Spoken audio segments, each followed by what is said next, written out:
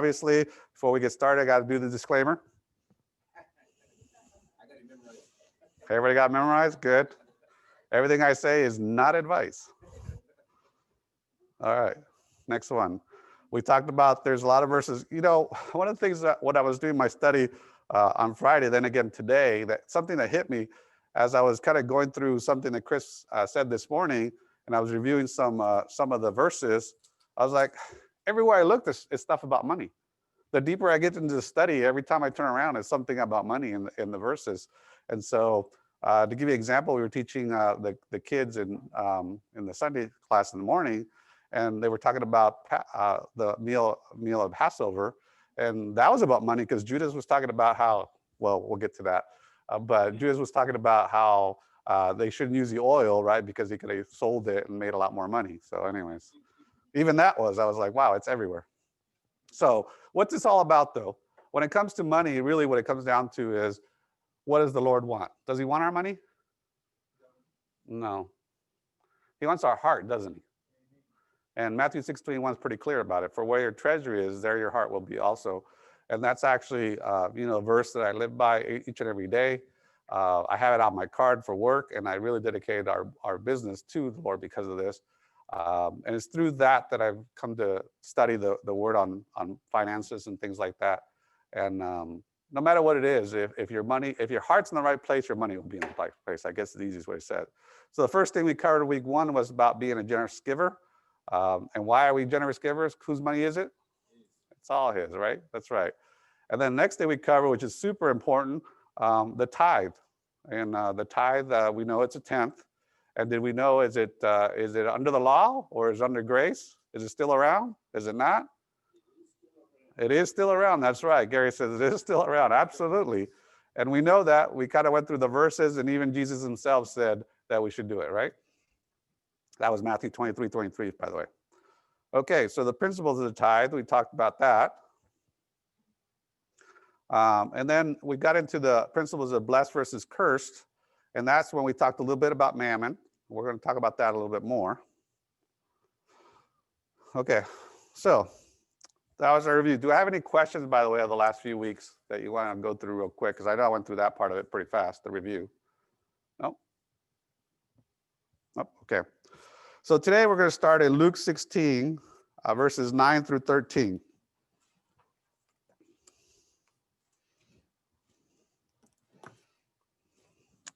And this is talks about Mammon here, and that's why I wanted to kind of cover this again very quickly.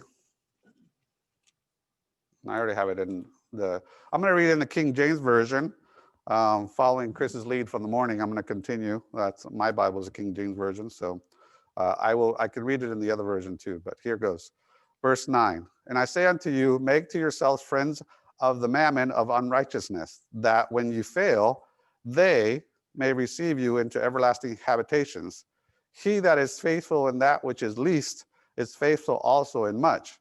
He that is unjust in the least is unjust also in much. If therefore you have not been faithful in the unrighteous mammon, who will commit your trust to the true riches? And if ye have not been faithful in that which is another man's, who shall give you that which is your own? No servant can serve two masters, for either he will hate the one and love the other, or else he will hold to the one and despise the other. You cannot, repeat, cannot serve God and mammon. So we talked a little bit about what mammon was, and that is based out of a god that was around during the Babylonian times, and the Assyrians used it. And basically, it was a god of riches. So they worshiped riches, basically, through this god of Mammon. And really, it's a spirit of Mammon, is what he's talking about here. One of the things about Mammon is that because it is a spirit, it wants to be served. And what did Jesus say here? You cannot serve God and Mammon. Well, in the other version that we read in the Bible, it actually says the word wealth. If you read that in that version. And so it's talking about that. Unfortunately, too many times in the world, we kind of put our faith in wealth, right? Because I've heard this before, and actually, I won't even say who said it, but because I used to live this way. I used to think, well, you know what? I'm dead broke, but if somebody would just give me some money, all my problems would go away, right? And the reality is that when I had money, my problems didn't go away. In fact, a lot of times the problems get bigger, don't they? So it's really important to understand that Mammon is a spirit. It does want you to rule over you. And it's an attitude of how we live with our heart versus wealth. Okay, so because wealth itself is not evil, right? We already know that. The love of money is evil, right? Not money itself. So one of the things that I wanted to discuss when it comes to that about wealth, there's a verse that's really important. If I can find it, it's Deuteronomy. Where did I put it? Here, Deuteronomy 8:18. Let's read that real quick.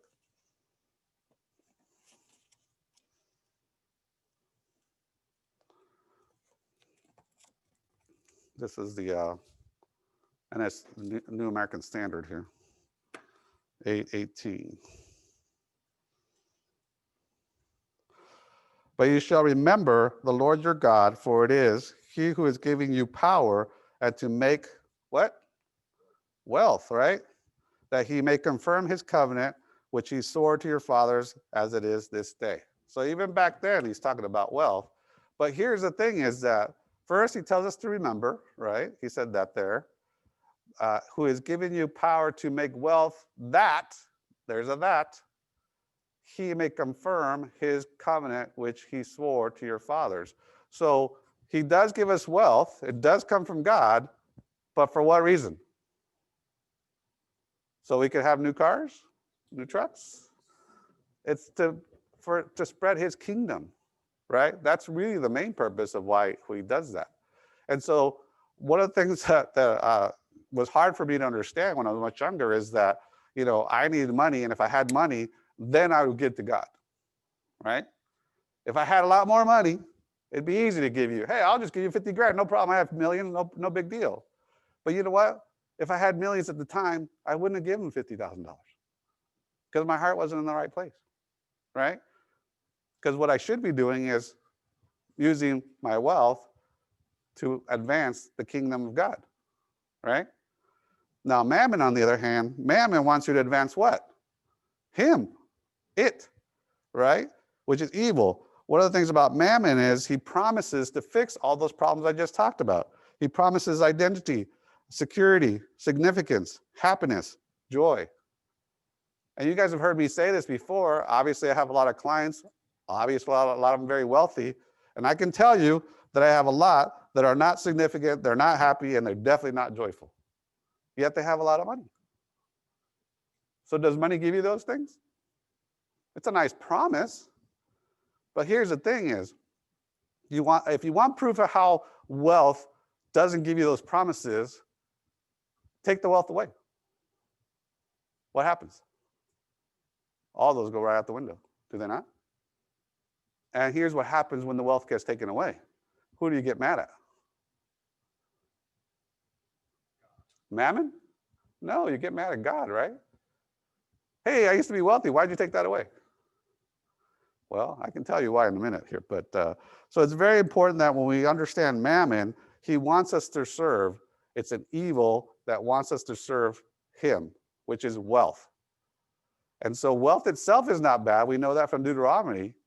But the way we serve wealth is what's bad. How we see it, how we use it, how we deal with it, right? Because one of the things about wealth is that it can be very greedy, right? You ever heard that? But here's the thing about greed. There's also there's an opposite friend to that. I'm gonna step on some toes here. The opposite of greed is poverty, right? Is poverty just as good as greed, or is greed better? Which is better? They're both bad. They're actually both bad. Yes. And let me give you an example. So if you have a nice car and somebody comes up and says, and fortunately I have a nice car, I get people that come up all the time and they say, hey, that's a great car, right? But if I'm serving wealth, what I would say is, yeah, but that's my cheap car. I have another one in the garage that's better, right? That's being prideful, boastful. But there's also the poverty way of looking at things. Somebody says, hey, you have a nice car. Demetrius, I really like your truck. And you say, oh, you know, it's used. I got a real good deal on it, right? Because why? Because you feel a little guilty, right? And that's the problem with the wow, you jumped ahead there. Because the right way to deal with it is to say, thank you. Why? Because we know that it didn't come from us, it came from God that we have it, right? But I got to tell you this. It's really important. I want you to really, really understand this. That the spirit of Mammon, everybody thinks about the evil part, about the prideful part, about the, the greedy part, but the poverty part is just as bad, because the poverty part is always like, well, yeah, he's okay, but he's rich, so he's probably stole it from somebody, right? Or, yeah, he's okay, but, he had a rich uncle, so that's why he's rich. Well, not necessarily, right? He probably worked for it. That's right. That's right. It's just as bad to look the other way, from the poverty side as well as it is from the wealth side. Where I'm going with this is that it's really important that we understand that no matter where you're at right now, no matter where you're at, and hopefully through the classes I can show you how you can deal with money a little bit better, but you have to be, and this is where I get back to Chris's this morning, he talked about it, contentment, right? And gratitude. Contentment and gratitude come from us understanding that no matter what we have, it's all comes from God, right? And in fact, Chris talked about how everything comes from God. Not just money, everything. The tests, the trials, everything, right? Tracy and I were talking about some things on the way in to the service this evening, and we were just kind of reminiscent about some of the things I've been through in life, right? And it's funny because everything that Chris talked about, those trials and tribulations, I mean, I was in charge of a soccer organization at one point in time in a previous life, I guess we could say. But have you ever dealt with parents and their kids? Sports? I mean, wow. I grew a lot those 8 years I was in charge of that. Let me tell you, the Lord really, really tested me. But here's what the beauty of it is as bad as it was, and let me tell you, it was bad. I was in a room with 40 parents yelling and screaming at me what a terrible person I was. What a horrible, horrible man I was. But I knew I was doing the right thing because I was having to let somebody let go because they were basically stealing from the organization. And it was a lonely place to be. Doing the right thing, right? It was lonely. And let me tell you, it was not fun. And here's the one thing that I will tell you is that there was a couple that was there. And one of the things they told me after that meeting was, we didn't think you're going to have the guts to show up. Right? Everybody's watching you at all times. Even when you think you're being destroyed, the Lord is there. Right? The Lord is with you. And sometimes by staying up and doing the right thing, it's powerful. Because nobody in that room, no matter what they said, no matter how much they yelled at me, no matter how much they said I was wrong, could deny that I was there stating my case as to why we were doing what we were doing, right? And I tell you, it was the only one reason I was in there, and that's because God was in my heart. That was it. Had nothing to do with wealth, had nothing to do with pride, had nothing to do with nothing. In fact, I didn't know anything that I was going to say that night. I just said, Lord, this is yours. And we did it. Anyway, so I got off a tangent there. But what I'm getting at is that it's just as bad to have attitude of wealth, greediness, as it is of being in poverty or poor, or looking at things from poverty. Here's one thing that I'll jump to real quick that's really important in our world, is what I do, but also in our world here. So let's say, Savannah, you're a billionaire, right? Savannah invented some new shoes that everybody wanted, and she's a billionaire. So Savannah is really wealthy, right? Abel is blessed because he follows the Lord. There you go. So now Demetrius over here, he's like, that's great. She's a fantastic sister, but man, sure wish I had some of that money, right? My question to you, Demetrius, is if she has $1 billion and Foy over there has several million, and Gary has several million. Does that preclude you from getting several millions? Does their wealth take away from your wealth? Why is that?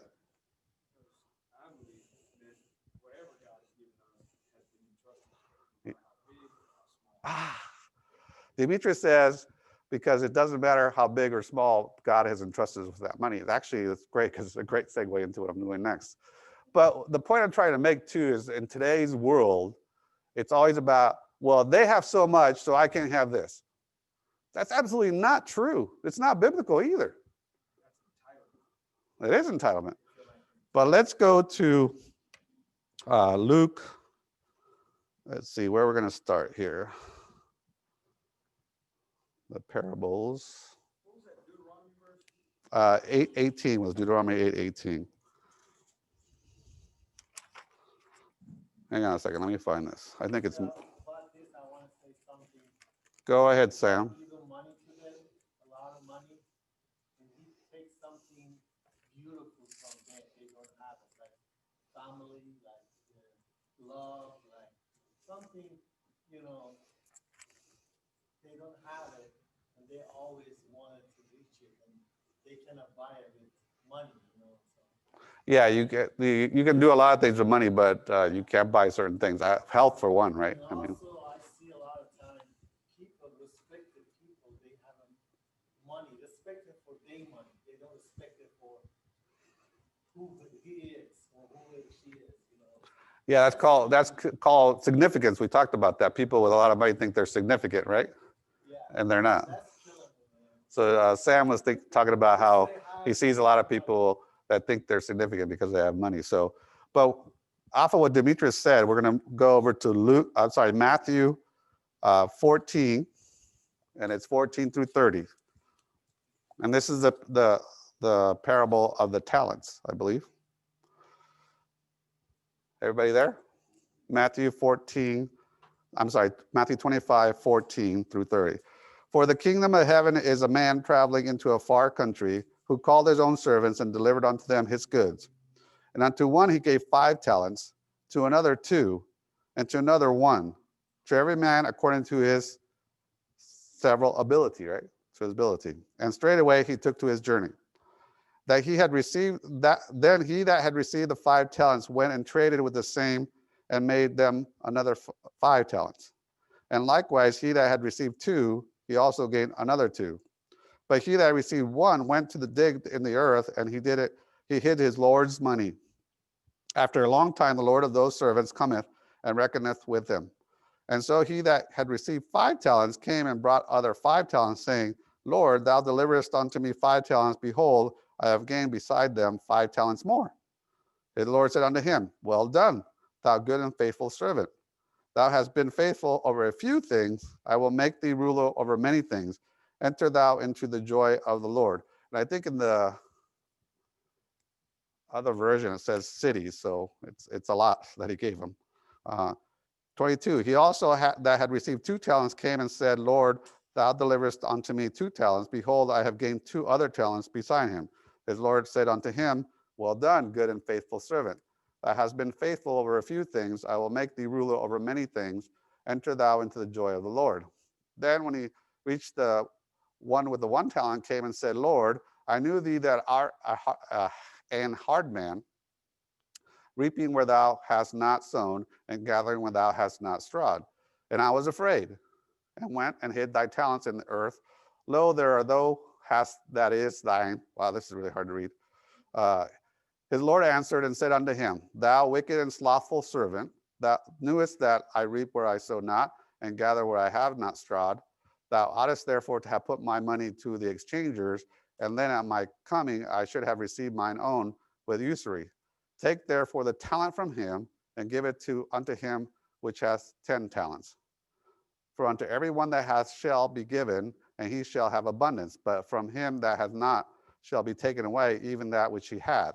And cast ye the unprofitable servant into outer darkness. There shall be weeping and gnashing of teeth. Well, that's a pretty strong parable if you really think about it. But one of the things that I wanted to point out is, and why we're going to get into the rest of what we're doing today, is that he gave 5 talents to the one, right? By the way, I think talents is actually quite a bit of money, if I remember correctly, right? I think we covered that when we did the parables of NCAT, covered that for us. So it's not like one little talent. It was actually like a bag of money. Anyway, he said in the first one, what did he do? The very first guy, he had 5 talents. What did he do? He doubled it up, right? But how did he do that? Did he just go, oh, please, 2 more? No, he actually went out and risked it, right? He invested it. He knew that the master wanted more from it. So the second one, same thing, but he only got 2 bags of money. And what did he do? He also invested, took risk, and he doubled it. Now, if I could do double when any time somebody gave money, I'd be pretty good. Doesn't work that way. By the way, we don't know how long the time was. You know, I'm sure it wasn't doubled overnight. And then, of course, the last one, he got 1 talent, and what did he do? He didn't do anything with it, right? He buried it. Now, question is, why did he bury it? It says it in there. He was afraid, right? He was afraid. His heart wasn't in the right place, was it? Here he'd been given this talent, and he was afraid to risk it, right? Now, think about it this way. With the money that we get as each and every day, are we too afraid to use it? Maybe. I used to be. I've been there. Well, yeah, but if I give it to the church, then kids aren't going to have cereal tomorrow morning. Right? Been there? So what Demetrius said earlier is it's based on your skills, right? Based on what your talent, what you can do. So for example, in Luke 10:3, it says it also. Hang on. Let me turn there real quick. How am I doing on time? Luke 10:3 says, that is not it. Luke 16:10, sorry. Luke 16:10, which is what we read earlier. So he said, he that is faithful in that which is least is faithful also in much. And he that is unjust in the least is unjust also in much, right? So what's he saying there? He's saying, look, whether you get a little bit or a lot, if you're not just with it, not only you're not going to get more, it's going to take it away, right? We just read that in the parable. And here's the part that people always say, well, yeah, but, there's no yeah, but. If you're not following the steps that we gave you earlier, which is to be a giving heart, to have your tithe, to do the things that the Lord wants with the money first, right? Why would he give you more? According to the thing right here, it says, not only will he not give you more, but he'll take it away. Think about that for a second, right? That's pretty harsh. I mean, would you do that to one of your kids? Right? I know many people that won't. Right? Anyways, so I'm getting kind of a little bit on the soapbox here, but so 2 things that we must get out of the talents parable that I think we can cover tonight and move forward to what we're doing with the wealth finance part of it. One is that they invested the money, right? So they took risk with it. That was very important. They didn't just go and hide it. Now, really what the Lord wants us to do is to take our money and invest it in the kingdom of God, right? That's really what he wants. So, but money is here on earth, so we use it to invest in things that we can buy and hopefully grow. 2, if we don't invest it, eventually it's just going to be gone, right? Because the Lord said, I'll take it away. That's also a principle in investing too, that if you don't invest it, don't take risk, there's a thing called inflation, right? And so if I have $10 today and it buys me, some Raising Cane's, which Tracy made me go get today, how much is that Raising Cane's going to cost me 10 years from now? So if I did nothing but put that $10 in my pocket and I come back 10 years from now and I go buy Raising Cane's, they're like, that'll be $25. Oops. Right? Go to McDonald's. That's right. That's right. So a couple of things we're going to cover now that we've covered that is that A, you got to have your heart in the right place. We know that. B, we want to make sure that we use the money towards God's kingdom. And now, when it comes to the talents, we have to use the money properly. So how we use the money properly is first by budgeting, right? So we can hand out the budget sheets now. And you can hand out all 3 flyers. One's going to be a budget sheet. That's the one that we covered here. This one, you guys remember this one? This one's the one with the percentages. So you're going to get one sheet that covers the percentages. You can do one per couple if you want, if there's not enough, because couples should be doing this together.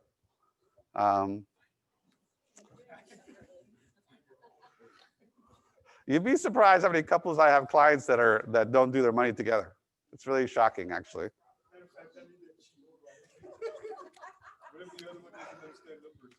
Yeah.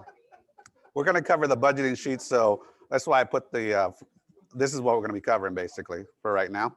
Then I'll go a little bit further so you guys can see it on Zoom, and then I'll try to get you email the sheets themselves, or we can have them out here and you can pick them up at the church, one of the two. Okay, so we're going to cover a little bit about budgeting percentages, and it's really important. What's that very first line that you see there? Should be your salary, right? How much you make. We're looking at the budget percentages. That's the very first one. Budget percentages. Now, when you see these budget percentages, what I don't want you to do is go, well, wait a minute, I'm way off of that, right? Yeah, that's probably why things maybe are going well, maybe they're not going well. But the budget percentages, all we're trying to do is get you into a relative area of what all the experts agree on, or don't disagree, or don't agree on. Some do, some don't, but most of them do, that these are percentages that are well within a reasonable way to use your money or your talent, as we'll say, right? So the first one is the salary. Now Sam asked me last week, should he tithe from his gross or from the net? And I think the Bible is very clear, we should tithe from our gross, but I also said that the Lord wants what? A cheerful giver, right? So if you're going to give your tithe off of your net, and that's where you're at right now, then I get it, but it should be from the gross. But don't give it from the gross and say, well, I don't even want to give that much, so, you know. I'd rather you give it off the net and be joyful than off the gross and be miserable. That's not, the Lord's not going to bless that. All right, so that's so the top is your gross. That's everything you get. All right. Abel finds that humorous. All right. Yeah. Before taxes. That's right. Okay, so the tithe is first. We already talked about that. We talked about the first fruits, and of course taxes. Now, 15% of gross. I wish. 15% of gross is really what it's just a standard that you need to put away if you're not getting your taxes taken out. But it's probably already out of your paycheck, right? So you don't have to worry about that. You could just write that line off of your paycheck, how much taxes was taken out, you can put it right on there. Housing should be 30 to 34% of your net. This is where you get into the net. Why? Because you can't pay somebody with money you didn't get, right? So it's off of what you actually got. Food, 18 to 20%. I think food for us with 5 teenagers in the house was like 80% at one time. It was bad. By the way, my oldest son said we starved him, so we have that. Your auto should be 10 to 13% of your net. Insurance, insurance should be about 6%. Debt should be about 6%. We'll talk about debt a little bit more. Entertainment and recreation, clothing, savings, medical, miscellaneous. Now, here's one thing that I always see in budgeting, by the way, this is kind of important, is that miscellaneous line, okay? That's not the goes up and down line, because that's what happens, right? You put it in the miscellaneous and then like, oh, well, let's just take it from the miscellaneous. And then let's take it from the, pretty soon the miscellaneous is bigger than all the other ones, right? Because you're just always taking from the miscellaneous. No, you should kind of figure out where everything goes, then you don't really need the miscellaneous. Miscellaneous is more like something that popped up that's not necessarily an emergency, but you have to get, right? So that's kind of what the miscellaneous is. It's not a catch-all, it's a catch-all, but it shouldn't be used overly. So the second page that you see, this one here, it's a lot more detailed, all right? Now this one's really gonna test you, because this one really breaks it down. right? You want to break it down to everything you have. And if you want to break it down further than this, you can. I have it in electronic format, so it could be an Excel sheet. You can put it right on your screen and fill it all in. And also, you could call the office and we get you online, and we have a budgeting program on there too that's free to you guys. So really important. Let's talk a little bit about how we budget. What did I say? As a couple, should this be separate? Should you budget like over here and then come to the wife and say, the wife goes, well, hey, honey, I need a new purse and I need this and I need that. And he says, well, yeah, but honey, but I got to pay for golf and I got to do this, I got to do that. And by the way, we're broke. Right? No. Budgeting, I think, is really, really important that as a couple, you get together, set some time away from the kids, away from everybody, set some time and be honest with yourself. Here's the key about budgeting. People tend to fib when it comes to budgeting, right? We only go out to eat once a month. Really? Because I saw you at the hamburger place twice this week already, right? And it's barely Tuesday. That's right. So budgeting only works if you're really honest with yourself. As a couple, believe me, Tracy and I have had our little tiffs about this. We can get into discussions about what I should spend, what I shouldn't spend, how much I need, how much I don't need, how much I can live with, how much I can't live. So we have to be honest with self, okay? As a couple, you must be honest. And as a single person, you must be honest with yourself, what you're really spending. Write it down. You know, if you're spending too much on food, write it down. If you're spending too much on cars, write it down. The only way you can fix it is if you're honest with yourself. Now, second thing, when it comes to budgeting, what's the purpose of it? Because a lot of people say, wow, I hate budgeting. Well, yeah, so do I. But what's the purpose of it? Well, budgeting only works if you're honest with yourself and you set a goal for the budget, right? What's it for? Like here at the church, we have a budget, right? But what's the budget for? To pay for everything, right? To pay for the operations, to pay for the pastor, to pay for those things. There's a goal behind why we budget. We don't want to get to the end of the year and say, Pastor, guess what? You're working for free the next 2 months. Right? Don't want to do that. So the other key is when you're budgeting in as a couple, and I'm going to talk as a couple for a little while, it's really important that you sit down and before you start the budget, what are we trying to accomplish? Do we want to get out of debt? Do we want to buy a house? Do we want to put the kids through college? Do we want to go on a vacation? And all those are legitimate goals. But if you don't have a budget for those goals, they're kind of in the future, right? So one of the things that's really, really important is the budget is important only towards what goal you're trying to achieve. You got that? Because you could budget all day long and say, hey, Savannah, sorry, but no more Starbucks for you. It's not in the budget.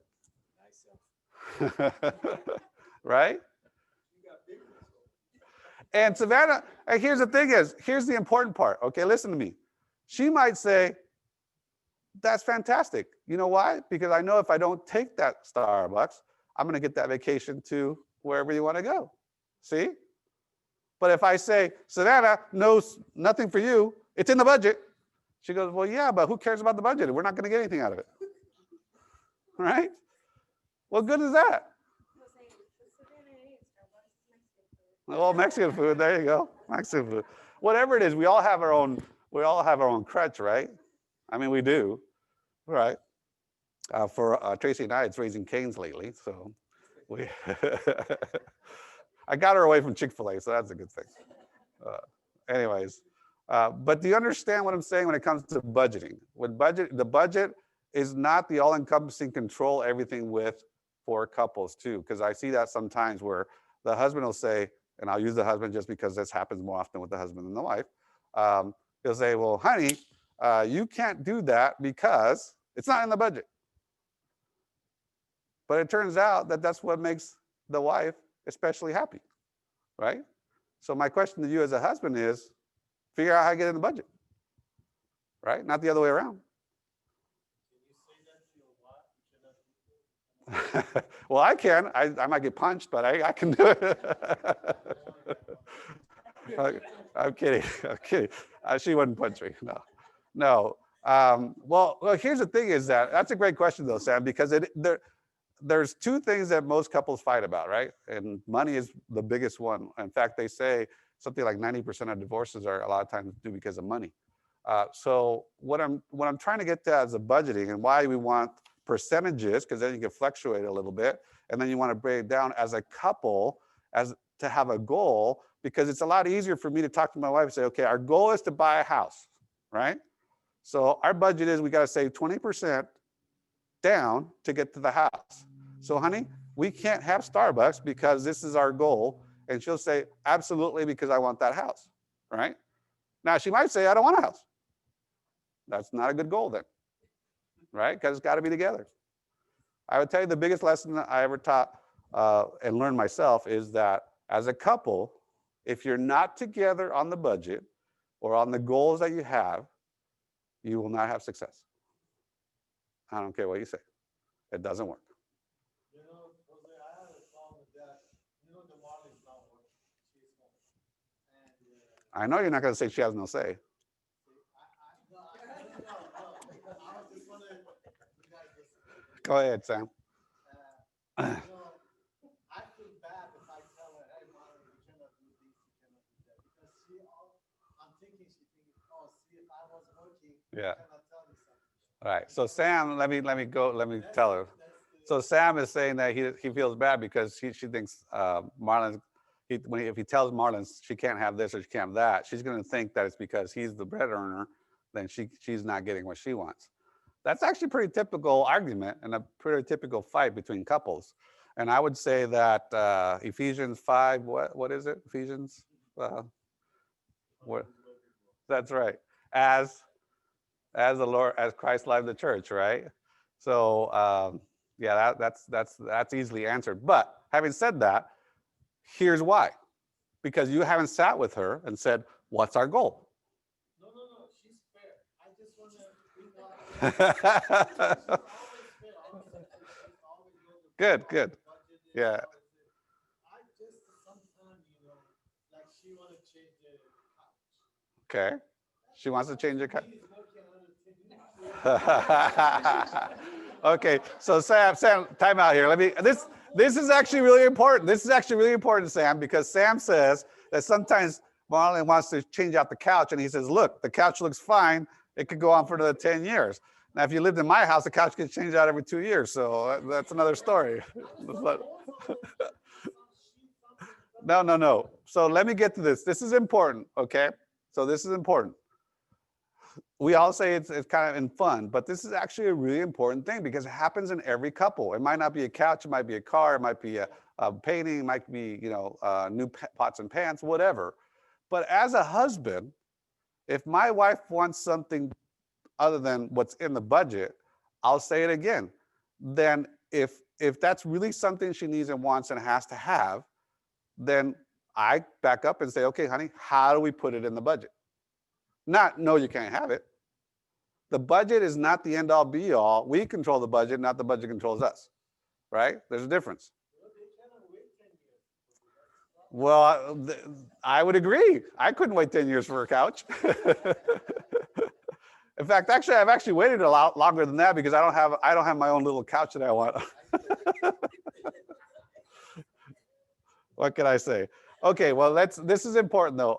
What I'm getting at is that it has to be a discussion between the two of you. It has to come together as the goal. You can't have one person. This happens a lot. If there's one person that pays the bills and makes the money and does everything, then they start being the controlling person, right? And then the other person starts to go, well, wait a minute. Why can't we do this? Well, you can't because it's not in the budget.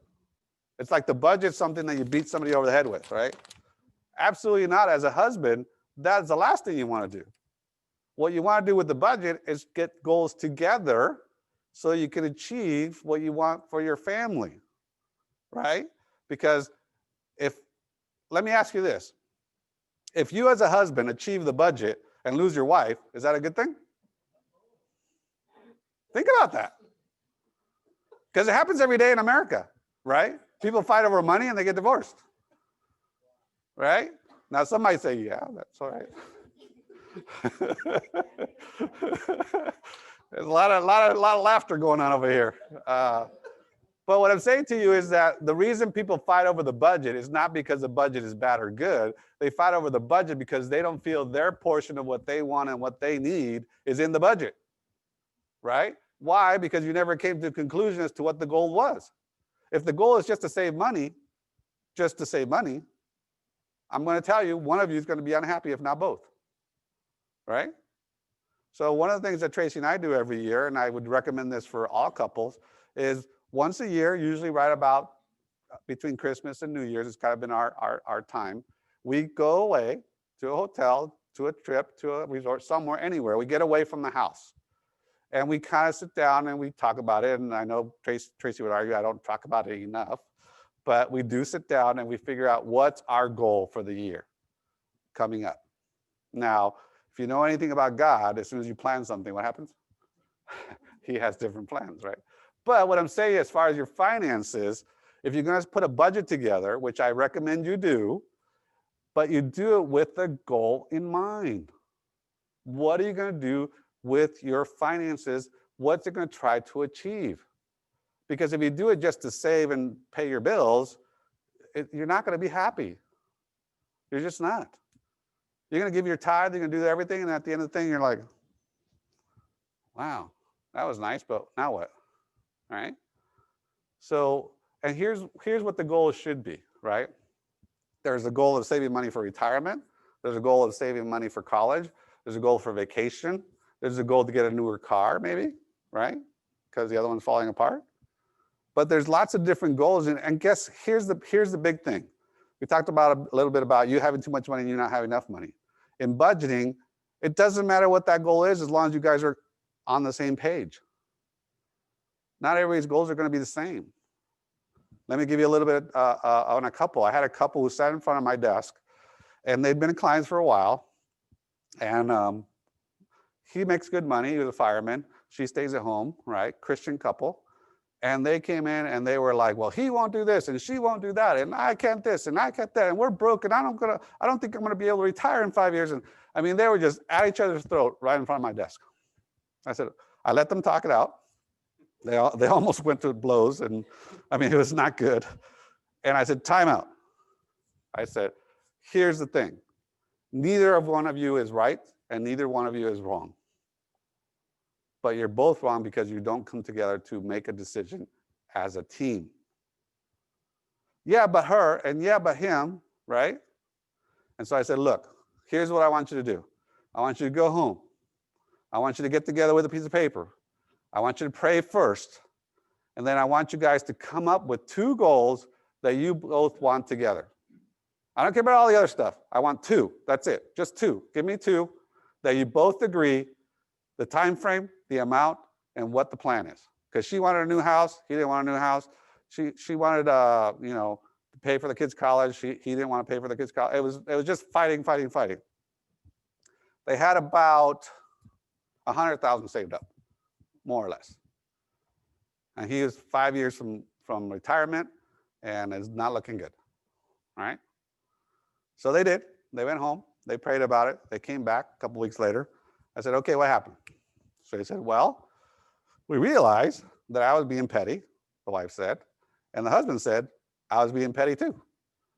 And we realized we actually had both the same wants and needs. We had the same goals.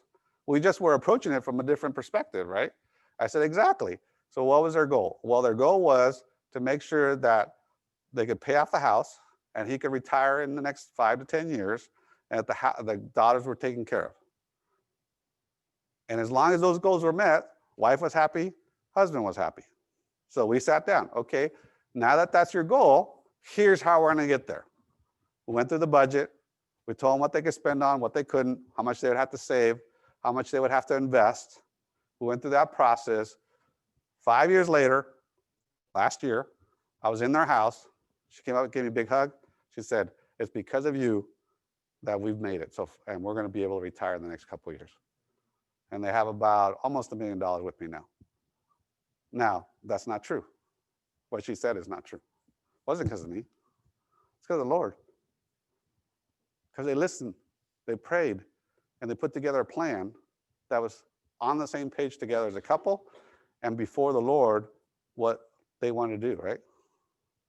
But I just kind of gave them the information. I just guided them. I've been doing this for 25 years. I knew they were in trouble.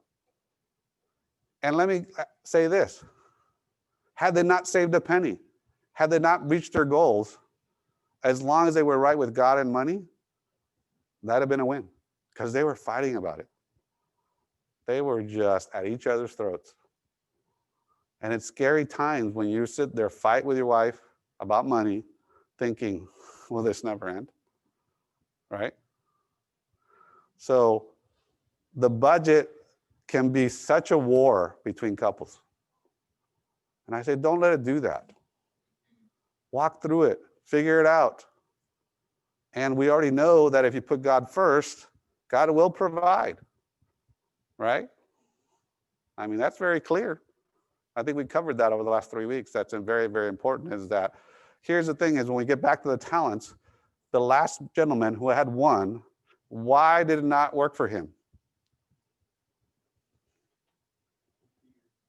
That's right. Fear.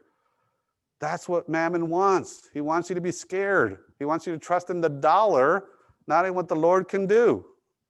Right? Because one of the things that I was going through this lesson is I was looking, does anybody remember a time that somebody needed help and Jesus said, here's some more money? Nowhere? The Bible's pretty, 5,000 verses on money. Right?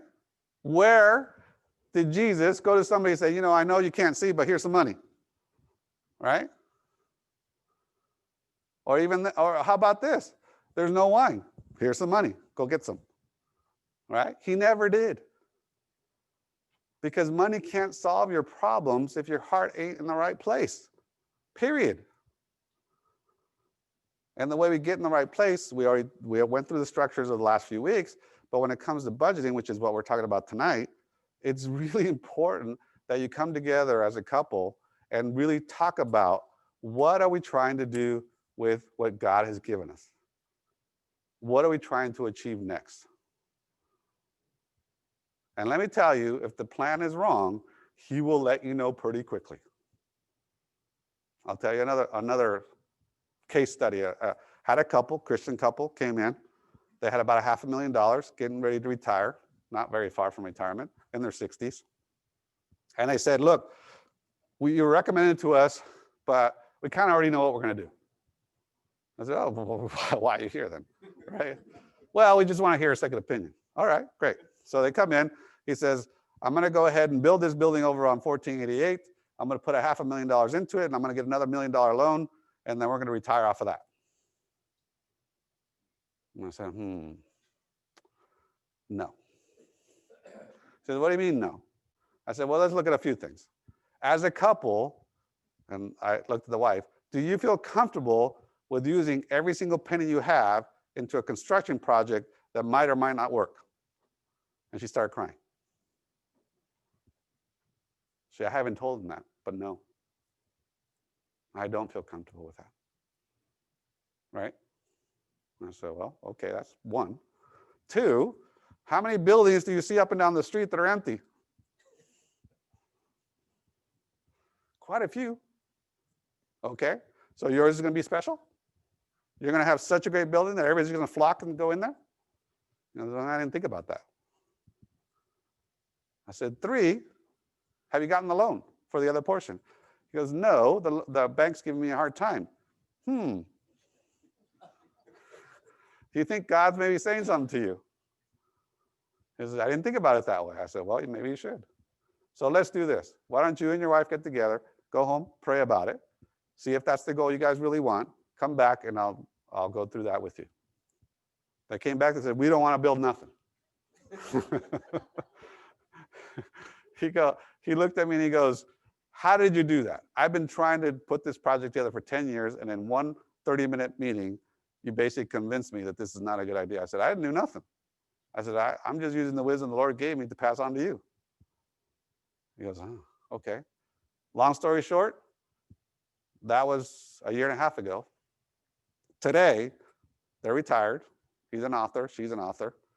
And they have on several occasions run into me at different events. And the first thing they say to me is, thank the Lord we didn't build that building, because we would be broke right now. Right? It's absolutely true. So now here's the thing. If the building was a good idea, if you use the 5 talents, the one guy invested and got 5 talents, right? If the building was a good idea, I would have told him so. I said, yeah, go for it. But they were putting too much at risk. Their budget was way out of whack, right? So let's go to one other thing. Here it is. And we're already out of time, but I want to finish this. So when it comes to your money, after you budget it and do all the things that you do, what are you going to do with the extra to make it grow, right? That's always a question I get. How can I grow my money now that I'm saving, now that I'm doing all, I set the budget, I did all those things. Well, there's only really 2 things you can do with your money. I'm going to try to make this as easy as possible. Only 2. And one is you can own something with it, or you can loan it. That's it. There's no other way. That's the 2 things you can do with money. Now, you can own with, obviously you can own real estate, you can own stocks, you can own ETFs, which will cover what that is. On the loanership side, you can put it in checking, you put it in savings, money market CD, bonds, fixed incomes, annuity. What I mean by loanership is that if you remember on this version of the Bible, he actually talks about the talents. The New American Standard says he was supposed to have put it in the bank, the money, the 1 talent, to get interest. He should have lent it out so he got interest, right? So banks are loans. Anytime you give somebody money and they give you something in return other than your capital, that's loaning, right? Whether it be a CD, money market, bonds. Next week we can talk about what all these things are. But today I want you to remember 2 things. One is that you must get a budget together with your spouse, together, quietly, with a goal in mind, at least 1, preferably 2 or 3, right? And then 2, once you get those done, if you have extra, and you should, if you follow your budget, then we can start talking about what to do with that money. Should it be something we own with it so it grows? Or should we lend it to somebody so it grows, right? I think you guys kind of know where I stand, right, on the stock side. Anyways, any questions? Because I know we're at time, but I'm excited. I mean, we're really getting to the meat and potatoes of what I do, so I'm pretty excited now. If you try to put a budget together, whatever you can, and tomorrow something come up, and 5 years, you'll be like crazy looking for budget to cover that problem. So I want to see what we can do with that. Or how we can So your question is, if you have so Sam has a question, if you have a budget, but then something comes up and it kind of blows the budget up, right? That's what you're saying? not for like 1 month, 2 months, 3 months, for like 3 years, 4 years. Like it's such a big thing that it ends up. Big thing, Well, I would go back to week 1. What's the first thing we need to do? Tithe, so that the Lord can bless the money, right? Because one of the things that I always hear, and even with Christians, is that they say, well, I don't have any money, so I can't tithe, therefore, and then they're having problems, right? I'm not saying you're going to be out of problems, but you're assuming that the Lord is not going to bless you to take care of those problems if you're being a good Christian, a good faithful steward, right? You're already assuming that. And what I'm saying to you, that the way the Lord works is he will fix those issues with time if we're faithful, right? Because he says he'll provide for all our needs, right? He doesn't say he'll provide and make us wealthy, but he will provide for those issues. I believe that. One of the biggest things that we find in the markets, just so you know, and I think as humans we do it, is we call recency bias. Recency bias says this: if this is happening right now, it's going to continue to happen, right?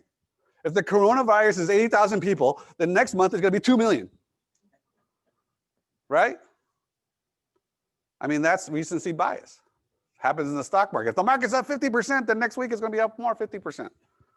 No. So as human beings, we do recency bias. If I'm broke right now, I'm always going to be broke. Right? That's not the case.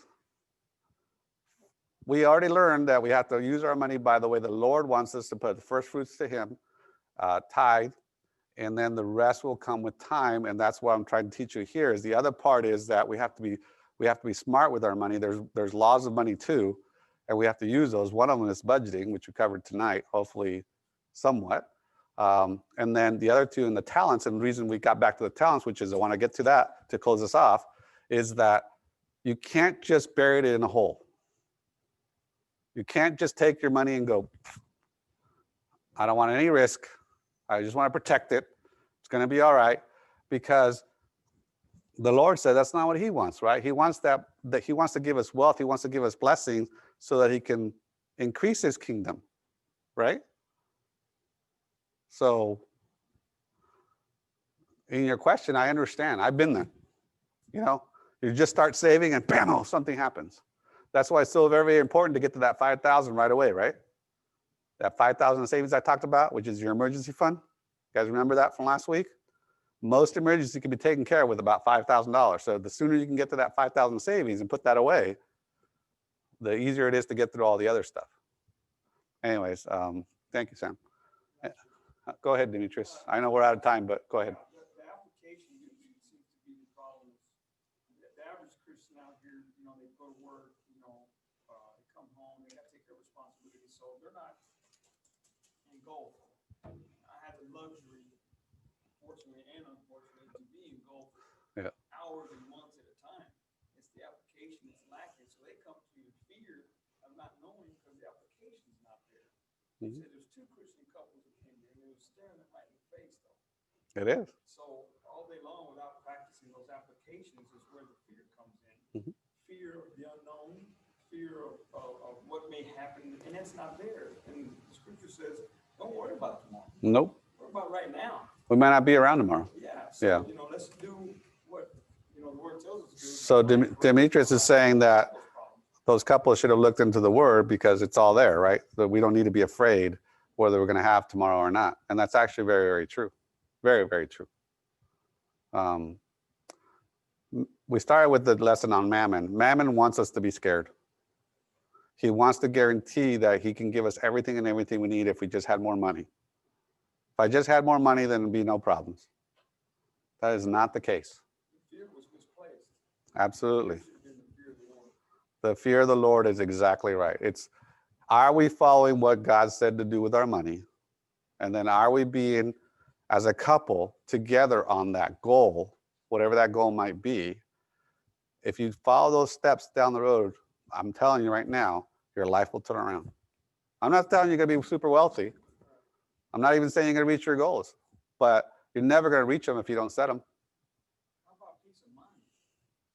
Peace of mind comes from one place and one place only. Not the bank account that you have, not the house that you have. It's not the position you have at work. Peace of mind only comes from the Lord.